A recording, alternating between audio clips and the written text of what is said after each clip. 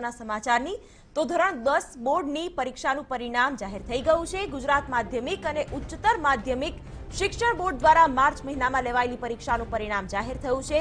બોર્ડની website www.gseb.org ઉપર પરિણામ મુકાઈ ગયું છે। થોડીવાર બાદ 9 વાગ્યે શિક્ષણ પ્રધાન ભૂપેન્દ્રસિંહ ચુડાસમા પ્રેસ કોન્ફરન્સ કરી સત્તાવાર રીતે પરિણામ જાહેર કરશે। આ વર્ષે ધોરણ 10ની પરીક્ષાઓ માટે નિયમિત તેમજ રિપીટર સાથે કુલ 11,59,762 વિદ્યાર્થીઓ નોંધાયા હતા। ત્યારે પરીક્ષાની કામગીરીમાં કુલ 85,000થી વધુ કર્મચારીઓ કાર્યરત હતા।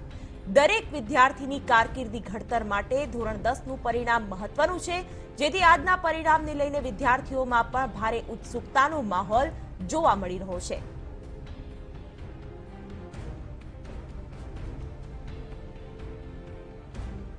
संवाददाता निर्मल दवे फोन लाइन पर जोड़ाई गया है। निर्मल, जीएसईबी नी वेबसाइट पर परिणामों हवे कैसा लगा मेरा मजाक?